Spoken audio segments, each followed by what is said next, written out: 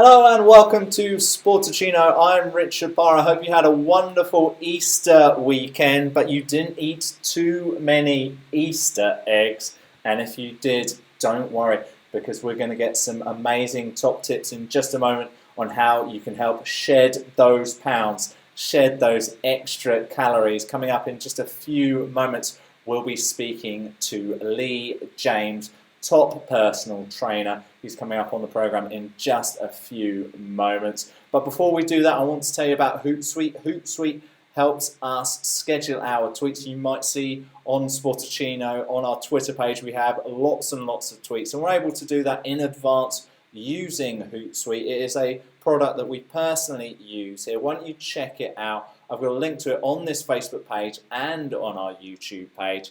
So you can click through the link, and of course, if you do end up using their product, thanks to our link, you'll also be supporting Sportuccino. So I'd really appreciate it if you'd click through to that link. Well, I hope you did have a wonderful weekend. I really did, with Brighton and Hove Albion being promoted to the Premier League. I was there at the Amex on Monday as they beat Wigan 2-1. Fantastic scenes. I think a lot of people had a really good time, and I think a lot of people had a really good weekend. And let's not stop the fun there, because I'm delighted to say that coming up on the program now, giving us all some amazing top fitness tips, I'm delighted to say that joining me live is Lee James from Lee James Fitness. Lee, welcome to the show. Did you have a good Easter weekend, Lee? Fantastic weekend, Richard. I did indulge in one or two Easter eggs, but I'm only human, as everyone is. So, do you have a particular? I assume you had a few Easter eggs as well. I was quite good, Lee. Actually, I'm training for my first warrior run up in Auburn. Never done one before, so I'm actually trying to go gluten and dairy free right now. Only for 3 weeks. One more week to go. So I've got a couple of Easter eggs. I'm going to treat myself to them next Sunday after I've done the run. Why don't I get your thoughts on this while we're here, actually? What are your thoughts on people going dairy-free, Lee? Well, in terms of dairy, it depends what kind of goal you're after. Because at the end of the day, milk is designed to actually grow a baby calf, isn't it? So it's designed to make an animal at the end of the day bigger, and it's good to have milk for calcium for your bones, etc. But if we're coming up to summer and we're looking at weight loss, I would maybe recommend not having too much dairy into your diet. Okay, so right now, if I want to get a little bit leaner, a little bit fitter for the warrior run, this might be a good idea. But let's say afterwards, I want to get a bit bigger. Let's say I want to look a bit more like you or like Chris Evans from Captain America. Then I should start putting a bit more milk back into my diet?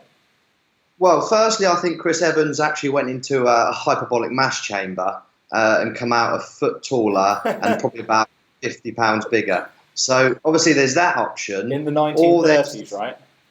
Yeah. Or there's another option is to basically increase your calorie intake and almost decrease the amount of energy that you're putting out.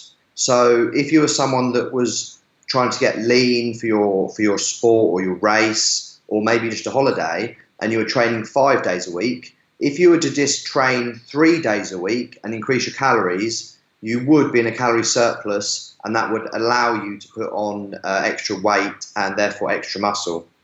And like, I've heard this before, Lee, and I'm not a very big guy, and after I've done this challenge, I wouldn't mind getting bigger, for example. But the fear is that extra weight goes to the belly and not to the arms and the legs and everything like that. Now, when you say by dropping that calorie outtake, does that mean stopping from cardio and using weights as your cardio?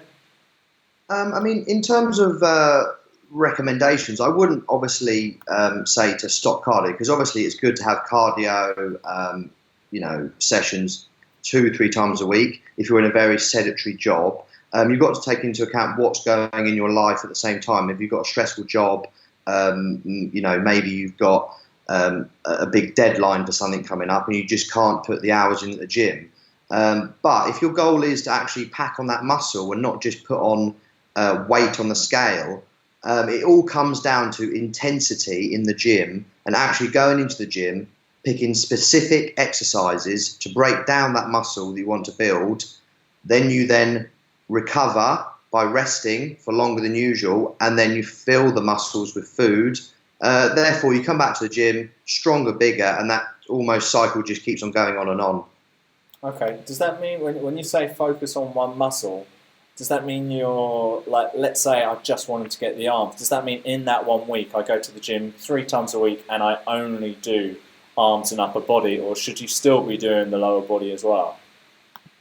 In terms of what I've found works, and I've been training for a good 10 years. I've been doing weights, I've been doing MMA, I've been doing rowing, rugby, that kind of thing. I've definitely found that going to the gym and having exercises that are multi-joint exercises, in other words, that are compound moves, that are big moves. For example, we've got the deadlift, we've got the squat, we've got pull-ups. They incorporate a lot of muscles in your body, so you're getting more of a bang for your buck if you're choosing those options over, say, a bicep curl or a tricep pull down or push down or something. So it's more about using your time efficiently in the gym, doing as much damage to your muscles if you want to grow them bigger, and then getting out the gym. Not spending 5, 6, 7 days a week in the gym, because obviously you want to have a balanced lifestyle. You need to go enjoy yourself. Yeah, it's all about that balance, isn't it? I'm actually looking forward to that beer on Sunday once I've done this challenge. So Lee, you mentioned a little bit about you and your background there. Tell us how Lee James Fitness started then. Right. I mean, I started off, I played football from about 10 to about 15. I actually played for Crystal Palace youth team, and I didn't actually get a training contract. So I didn't advance to be a professional. There was one of my friends in my team called Wayne Routledge. I don't know if you've heard of him. Yeah, heard of him. Is he still at Swansea? That's right, yeah. He went to quite a few different teams. And he was one guy that was in the Crystal Palace team, and he got the contract. But however, after that, I then went and played for the local team. I didn't really enjoy it. Then I went down and I think I went to the David Lloyd, started doing some weights in there and enjoyed that. Got a bit bigger over the years, went to university, did law, was in the rowing team. That was very tough. I've got a lot of respect for rowers. It's such a grueling sport. I mean, some of the sessions that we used to do, I remember the coach used to say, no one's going out after this unless everyone has thrown up in this bucket. And, that's horrific. So obviously, if you're the last one that hasn't thrown up, that you've got a pack of walls on your back. Which university was this, Lee? Sorry? Which university was this? Oh, it was Bournemouth Uni. Ah, yeah. Great town, Bournemouth. Yeah, sunny beach and a brilliant lifestyle as well. I did a law degree down there for 3 years. Then I did a master's in law, and then went and worked for a law firm just down the road. But I wasn't really enjoying it, and I got a good opportunity at the same time to invest in a business with my friend, which was selling shisha, which is flavoured tobacco. It was out in a beer garden, which is similar to the electronic cigarettes you get these days. Yeah. So that business went very well, and I was making more money than I was in the law firm. So it was a big decision. I gave up the law firm, the law job, and went into the business. My friend then moved away. I then looked after the business, and then after that, I then just got more and more into the gym, and then from there, I just kept on training in the gym. People were telling me that I should do it as a job, should get more involved in fitness. And then after that, I then did a few personal training sessions just for some friends, and I really enjoyed it. And then I've just been growing it ever since. Social media is something that's really influential because you can reach a lot of people in a short space of time. I've done some television work for Channel 4. That was really interesting. And it's just a case of I'm involved in it, not for the money, but it's more for the case of just helping other people better themselves, and just teaching other people quite simple things that can really make big impacts on their lives, just how they feel, how they look. Because at the end of the day, the culture in 2017 is very, it's all about how you look. You know, if someone's looking very good in the gym, they'll get a lot of compliments. You know, if someone's made a huge weight loss, you know, they're going to feel great about themselves, all the pats on the back they're going to get. So it's all about just sort of influencing other people and helping them to be as good as they can be, really. Now, that's amazing, because that's what it's all really all about, isn't it? It's all about trying to help people and make people improve. I want to talk a bit more about the shisha business as well, because that's interesting how you've kind of done a business which is really unhealthy to something which is really healthy there. Quite different things there. Amazing journey there doing law as well, and you know, doing this for me also. It's something where you want to be doing something that you're passionate about, and by you giving up law is you going into what you're really interested. Now, by helping people, obviously we've spoke about having a few chocolates over the weekend, a little bit of overindulgence. For the people you might be training this week, what will be some of your top tips for them to lose those extra pounds over the next few days? I mean, I would recommend that if you're someone over Easter that you know, like we're all human, like myself, we've indulged. We've had that, you know, I think I had a lint bunny, one of those lint rabbits. They're very nice. Yes, and I obviously had a meal and dessert with it as well. So it was a real heavy hitter. But I would recommend the next day, so say, you know, Monday, Tuesday, the days following, kind of don't go completely off sugar because obviously it's addictive. It's 7 times more addictive than cocaine. Wow. So it's not a case of just putting down the hammer and just saying, right, no more sugar. You know, you will break. It will be a point of 3 in the morning when you run downstairs and you might go down to the garage at, you know, early in the morning and just snack out. But I think it's a case of replacing that sugary food, the processed sugar, the refined sugar, that has no real nutrients, proteins, healthy fats or enzymes, with something more fibrous that will aid digestion. Fruit is an outstanding choice to go for, and especially if you put it in the fridge as well, because there's so many different ranges of fruits you can get. I mean, at the minute, I really like plums. Just, you know, put in the fridge, it just tastes so much better. Pears, put in the fridge, even bananas. So in case of someone's really worried about, oh, you can't have too many sugars. Yes, there are sugars in fruits, but they're good sugars, because the fruits, obviously, different fruits provide a whole magnitude of vitamins and minerals, and they're actually good for you. Your body can actually use what you eat with the fruits. In terms of the chocolates, like for example, I've got, this is just for your purposes, a twirl that I didn't eat. That's good. Yeah. So you've got the twirl, and it's just a hollow milk chocolate egg with 2 packs of milk fingers. You know, it's lovely, but this is actually nearly 300 grams of chocolate.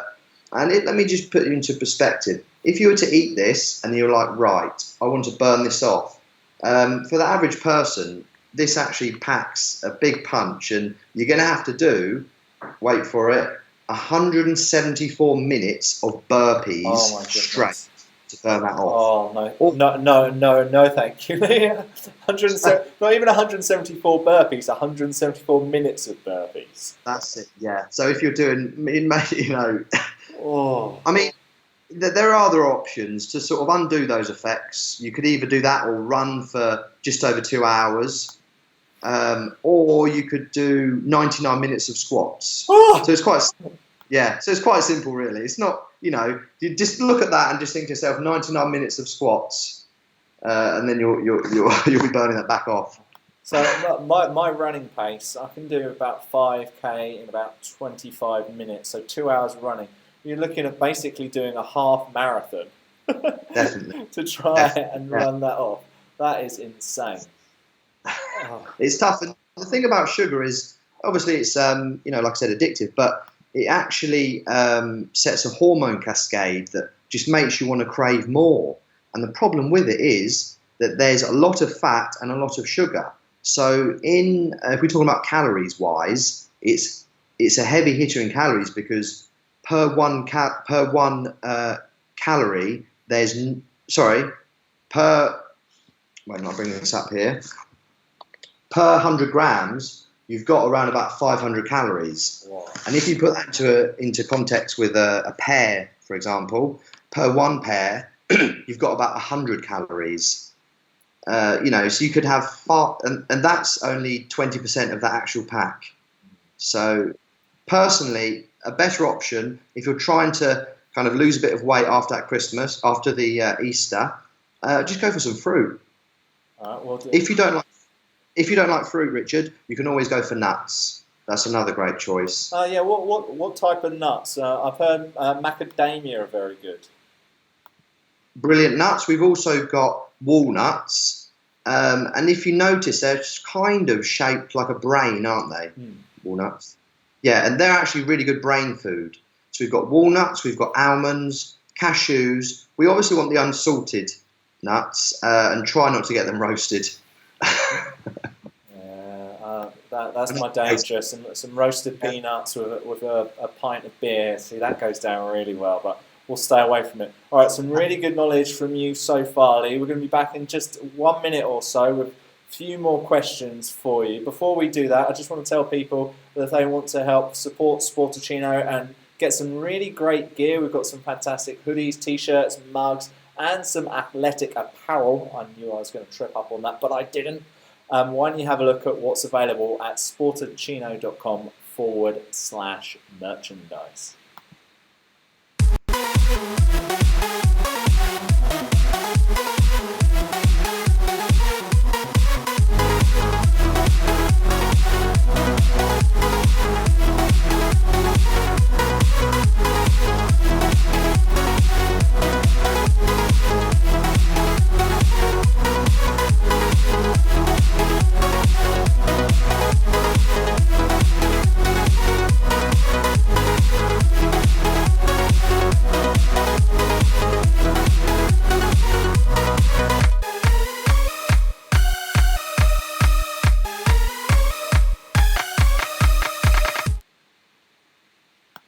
Lee James is still with us here on Sportuccino. Now, Lee, you just gave us some really good tips of what to do to lose those extra pounds after Easter. Now, you were talking about chocolate there, and the one thing I wanted to talk to you about was, what are your thoughts on protein bars, and particularly the ones with chocolate in them? Are you a fan of them? Do you think they're good for you, especially when you're trying to put that weight on? Right, okay, so we've got protein bars. Basically, they've got, they market themselves as having protein in them. However, what we've got to be aware of is how much bioavailability that protein actually is. For example, we've got some eggs. They're 100% bioavailable, and that means our body can actually ingest and use that protein efficiently. Chicken, it's about 70%.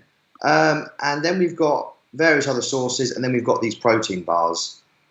Sorry to say that it's around about 20% that your body can actually ingest of that protein. So it's a very small amount. However, there is an upside to that, in that protein actually fills your body up, and it makes you, you don't want to eat too much afterwards. So what that will actually do is that bar will save you from snacking on something else even more. So it will fill you up, it will do a job, but then you've also got to be quite wary about all the sugars that are involved. There's a lot of refined sugars that have got really clever names, and they might say sugar-free. However, they've just basically made new names up for new compounds that basically is a similar chemical structure to sugar. So you've got to be aware of those. But to be honest, one of those, one a week or maybe two a week, is not really going to hurt anyone. It's just that if you really rely on them, you're someone that has three of them a day because it's the protein content, you're best really going for, whole foods really, instead of those bars. Okay, very interesting. I'll keep that in mind next time I stock up on a few grenades or something like that. All right, Lee, let's play 5 favourite things. Let's learn a little bit more about you. I'm going to throw 5 different things at you, and I want you to think of what is the first thing which comes into your mind of what is your favourite. Are you ready, Lee? Ready. Ready. That's what I like to hear. All right. We're going to start with favourite app. My favourite app is probably, it's quite childish, it's probably Snapchat. Oh, good man. What's your handle? It's Lee James Fitness. Lee James Fitness. We'll check it out. We'll add you on our Sportuccino Snapchat page. All right, number 2, song. I do like a bit of R&B. I like a bit of rapping. So I'd probably say at the minute, it's a new one. It's called Keys, and it's got Jay-Z in. All right, I'll have to check that out. I don't think I've heard it. All right, number 3, favourite city. Oh, it's definitely Rio de Janeiro. Oh, amazing. Yeah, I wanted to be there for the Olympics, didn't make it. Oh, very jealous there. All right, favourite film. Oh, probably say Conan the Barbarian, 1982. Okay, we're going to come back to that in a minute. That's definitely what I'm going to be asking you more about. And number 5, favourite book. It would probably be. Oh, there's so many. I'd probably just say something. Ulysses, James Joyce. All right. It's quite a tough book, but I'll have to check that out. Not read it. Okay. Now this is going to be a question anyway, but it's going to have to be something we're going to talk more about, and it is, of course, about Conan, your favourite film, and of course you also dress up. I've seen on your Instagram page as Conan and also as Thor. We've seen your knowledge about Marvel already today. Where has all this began, and how long have you been doing it, Lee? I think I've been doing it probably about a year. I mean, I first started getting involved in the whole cosplay thing. That's what it's really called. It's called cosplay, where you're dressing up as different characters, just from different films, eras. They can be fictional, comic based, etc. And I was just with a friend, and he sort of suggested we go to the next. They call it Comic Con, where everyone dresses up and is all different characters. It's an incredible experience. For adults, most adults, it's not really for kids. Adults and they're really spending hundreds of hours on these costumes and really talented individuals. Unfortunately, myself, I'm not really that creative with sartorial works, with clothes, etc. So I had someone actually design me the Conan outfit and just make the whole thing a replica. And I got the whole outfit, got it bespoke made, went along to the Comic Con in Excel in London. This is last year, and just had an absolute blast. The costume was incredible. You know, it was exactly like Conan's outfit, and fortunately for me, there was no other Conans there.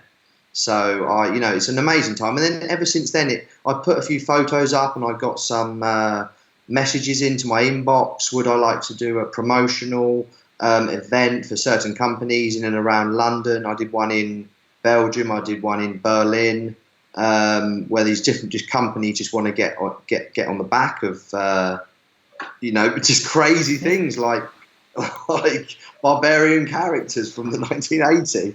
Yeah, it's quite fascinating. It's a great passion. And before, I never really knew about it. So if you are not really aware of Comic-Con, 100% you just go down and just check it out in the Excel. It should be coming up in around about May or June. Oh, fantastic. Yeah. They always seem to have some wrestlers there as well. So being a big wrestling fan, and of course on Sportuccino Wednesday is all about wrestling and WWE. So I need to go along to one and hopefully get a picture with you as Conan or as Thor there. Oh God, yeah! It really will change your perspective, and you meet some really great people there as well. They're really creative.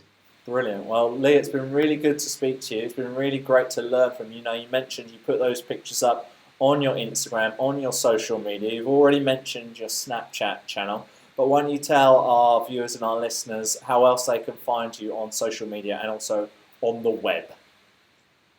Right. Okay. So first off, we've got the big one, which is Instagram, and across the board, I'm on Instagram, YouTube, Facebook. It's all the same. Snapchat, Twitter. It's all Lee James Fitness. Quite simple. So if you're into your fitness, health, working out, having a bit of a laugh as well, because I do like to do a few stories on my Instagram and Snapchat. It's obviously, all fun and games in the gym. Just check it out and add me up. It's all about the stories these days, isn't it? Yeah. I think everyone's on it. Well, Lee, it's been really good to speak to you on today's Sportuccino. We've really learned a lot. Thank you so much for your time. Lee James from Lee James Fitness. Great to talk to Lee on the programme, on Sportuccino. Really enjoyed speaking to him. And that's what we're trying to do every Tuesday on Sportuccino. We're trying to get some top fitness experts, people related to nutrition and health and also psychology and all the different ways that we can get better as athletes and also as people. And on last week's programme, we spoke to Commando Steve, and he gave us some amazing tips. You may remember him from Australia's Biggest Loser. And similarly to when I spoke to Lee earlier, I mentioned that I'm doing this warrior run this Sunday in Sussex, 7 kilometres, 50 obstacles. I think I'm going to be absolutely terrible. And with 2 weeks to go, I asked Commando Steve for his top tip for me. Why don't you have a look at exactly what he had to say? Previously on Sportuccino. Having a sound level of cardiovascular conditioning is important. So, knowing in yourself that you're going to be able to cover the 7 kilometres, and interwoven into that is going to be those obstacles, and a lot of those obstacles are going to require a fair amount of coordination, balance, accuracy, and agility. So in the gym, utilizing exercises that encourage the promotion of those neural skills, and doing it under fatigue. So very much like how CrossFit would prescribe a session, you might do a run on a treadmill, say 400-meter run, and then do some exercises under the fatigue of that 400-meter run that challenge you to complete them, and that are high capacity or output as well. You could use some dumbbells and do a ground to overhead type action after a run on the treadmill. You could throw in some burpees there. You could do some box jumps, a combination of lunges. Lunges are great for working that balance and that stability. Really, it just comes down to being quite kind of open-minded and incorporating. It's more about the glue or the adhesive in bringing those parts together, because you do an obstacle course like this, you run up to an obstacle. It's not like you want to stand there for 2 minutes to get your breath before you commit to an obstacle. You want to throw yourself at it and get through it, and that's the challenge. And I think one of the primary reasons people do it is it gets them outside of their comfort zone. So you need to get yourself outside your comfort zone in the gym. So psychologically, it boosts your confidence, and your self-belief.